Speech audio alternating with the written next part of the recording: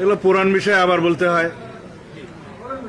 এই যে postal ballot যেগুলো প্রবাসীদের জন্য পাঠানো হয়েছে, আমরা বলেছি আগের মতোই উদ্বেগ প্রকাশ করেছি, এখানে সঠিকভাবে বিবেচনা করা হয় নাই। যারা এই পোস্টাল ব্যালট প্রণয়নের কাজে ছিল এবং প্রেরণের কাজে ছিল বা এগুলোর বিষয়ে যারা দায়িত্বপ্রাপ্ত ছিল তাদেরকে ব্যাখ্যা দিতে হবে, ইলেকশন কমিশনকে ব্যাখ্যা দিতে হবে।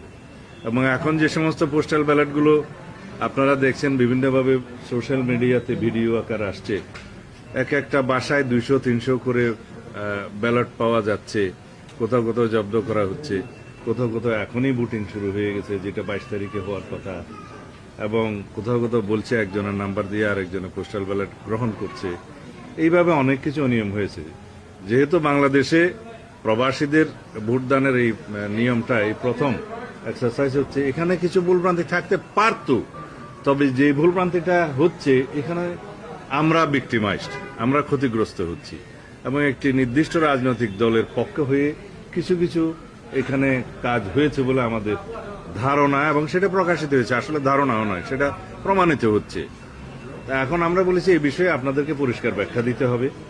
এই প্রবাসীদের কাছে যে সমস্ত ব্যালট পাঠানো হয়েছে, কিভাবে পাঠানো হয়েছে, তারা কিভাবে ভোট দিবে, ওখানে কিভাবে স্ক্যান করবে, আর এক জায়গায় যদি 200-300 ব্যালট পাওয়া যায় সেক্ষেত্রে কি ব্যাখ্যা দিবেন, পররাষ্ট্র মন্ত্রণালয় কি ব্যবস্থা নেবে, এই সমস্ত বিষয়ে আমরা আলাপ করেছি।